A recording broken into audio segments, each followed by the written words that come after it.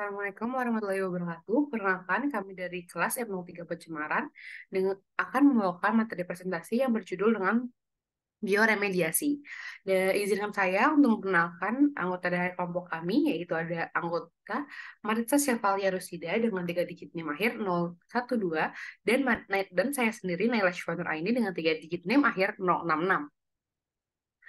Untuk materi yang kami bawakan itu ada berisi pendahuluan, kemudian ada mikroorganisme dalam bioremediasi, yang ketiga ada aplikasi bioremediasi di Indonesia, kemudian ada keuntungan dan tantangan bioremediasi, dan yang terakhir ada kesimpulan. Untuk pengertian dari bioremediasi sendiri, yaitu merupakan cara atau sebuah proses untuk pemulihan lingkungan dengan menggunakan media mikroorganisme untuk menghilangkan polutan yang masuk ke dalam air, tanah, maupun udara. Metode ini udah banyak digunakan secara luas oleh seluruh dunia dan menjadi semakin populer di Indonesia. Dalam bahasa Indonesia, bioremediasi dikenal sebagai teknologi untuk pengolahan limbah dengan cara biologis. Teknologi ini telah terbukti efektif dalam mengurangi dampak negatif limbah yang dikeluarkan oleh industri pada lingkungan. Selanjutnya ada mikroorganisme dalam bioremediasi. Dan mikroorganisme yang biasanya digunakan dalam metode bioremediasi ini termasuk dalam bakteri, kemudian ada jamur, dan juga alga. Dan agen bioremediasi ini yang paling banyak digunakan merupakan ketiga mikroorganisme tersebut. Selanjutnya, bakteri merupakan memiliki kemampuan untuk memecah senyawa organik kompleks menjadi senyawa yang lebih sederhana. Sedangkan untuk jamur sendiri dapat menghasilkan enzim yang mampu mencerna senyawa organik yang sulit diurai oleh bakteri. Selain itu, untuk alga sendiri juga dapat digunakan sebagai agen bioremediasi karena kemampuannya untuk menyerap logam berat dan senyawa kimia lainnya yang ada di lingkungan. Dan mikroorganisme yang digunakan untuk bioremediasi ini sangat tidak berbahaya ya. Kemudian ada aplikasi bioremediasi di Indonesia. Di Indonesia sendiri, bioremediasi telah berhasil digunakan untuk mengatasi banyak masalah di pencemaran perairan dan tanah akibat kegiatan industri manusia. Salah satunya yaitu contohnya penggunaan mikroorganisme untuk membersihkan limbah cair dari industri tekstil. Selain itu, bioremediasi juga dapat digunakan untuk mengatasi masalah pencemaran udara akibat emisi kendaraan bermotor dan juga roda 4. Dan beberapa perusahaan di Indonesia juga telah mengadopsi teknologi bioremediasi ini untuk mengurangi dampak negatif dari limbah yang digunakan dari industri di lingkungan. Selanjutnya, ada keuntungan bioremediasi. Bioremediasi itu salah satunya yaitu keuntungannya bahwa metode ini sangat amat ramah lingkungan dan tidak merusak ekosistem. Selain itu, bioremediasi juga lebih efektif dan efisien dibandingkan dengan metode konvensional seperti pembakaran atau penguburan sampah. Bioremediasi juga lebih murah dan mudah digunakan daripada metode konvensional tadi seperti pembakaran atau penguburan sampah. Dan hal ini karena bioremediasi menggunakan mikroorganisme yang dapat ditemukan di alam dan tidak memerlukan peralatan mahal untuk melakukan proses pengolahan limbahnya tersebut.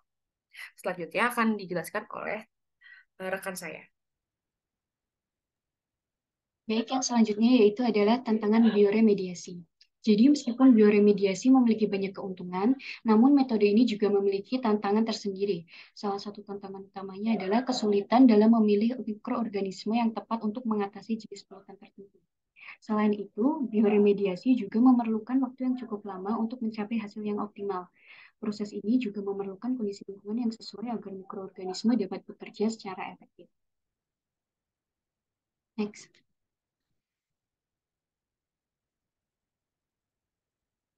Selanjutnya yaitu ada studi kasus dengan judul jurnalnya Kemampuan Gracilaria sp sebagai agen bioremediasi dalam menyerap logam berat Pb, yaitu timbal.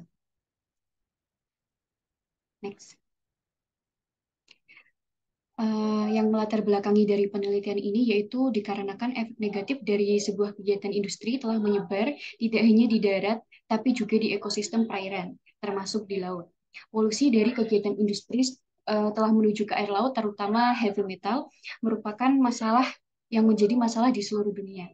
Penelitian ini tentang makroalga Gracilaria sp yang menyerap timbal yang telah dilakukan dalam percobaan 6 hari untuk menyelidiki kemampuan potensial sebagai agen bioremediasi. Tujuan dari penelitian ini yaitu untuk mengetahui kemampuan Gracilaria sp sebagai agen bioremediasi dalam menyerap logam berat Pb, yaitu timbal. Next. Kemudian hasil dan pembahasan dari penelitian ini. Penambahan Pb dengan waktu pemaparan 144 jam atau sama dengan 6 hari pada media air laut memberikan dampak fisiologis terhadap pertumbuhan Gracilaria sp. Terlihat bahwa penambahan konsentrasi yang berbeda memberikan dampak perubahan fisiologis dan perubahan warna yang berbeda. Kadar Pb dalam media air laut selama penelitian mengalami penurunan setiap harinya. Hal ini memberikan bukti bahwa Gracilaria sp dapat digunakan sebagai biofilter untuk mengatasi pencemaran lingkungan oleh logam berat. Kandungan Pb sendiri pada media air laut mengalami penurunan karena diserap oleh Gracilaria sp selama penelitian. Kandungan Pb pada air laut berkisar antara 0,00 sampai 1,44 ppm. Berdasarkan hasil penelitian dan pembahasan, dapat ditarik kesimpulan yaitu yang pertama, Gracilaria sp dapat dijadikan agen bioremediasi karena mampu menyerap kadar Pb dalam air laut. Yang kedua, konsentrasi Pb dalam air laut sebesar 0,05 ppm, 0,5 ppm, dan 1 ppm dapat diserap oleh Gracilaria sp menjadi 0,55 ppm, 1,77 ppm, dan 2,94 ppm. Yang ketiga, konsentrasi Pb 1 ppm dapat mengganggu pertumbuhan Gracilaria sp dan menyebabkan penyakit IgG. Next. Kemudian kesimpulan dari materi kami yaitu bioremediasi merupakan teknologi pengolahan limbah dengan biologis yang efektif dan efisien dalam mengatasi masalah pencemaran lingkungan. Metode ini telah digunakan secara luas di seluruh dunia dan menjadi semakin populer di Indonesia. Dalam menghadapi tantangan di masa mendatang, perlu dilakukan penelitian lebih lanjut untuk mengembangkan mikroorganisme yang lebih efektif dalam mengatasi jenis polutan tertentu. Dengan demikian, bioremediasi dapat menjadi solusi yang lebih baik dalam menjaga keberlanjutan lingkungan hidup. Next. Selanjutnya, berikut merupakan sumber referensi yang kami gunakan pada materi kami, yaitu bioremediasi. Next. Sekian presentasi dari kami, kurang lebihnya kami mohon maaf. Wabillahi taufiq wal hidayah. Wassalamualaikum warahmatullahi wabarakatuh. Terima kasih. Terima kasih.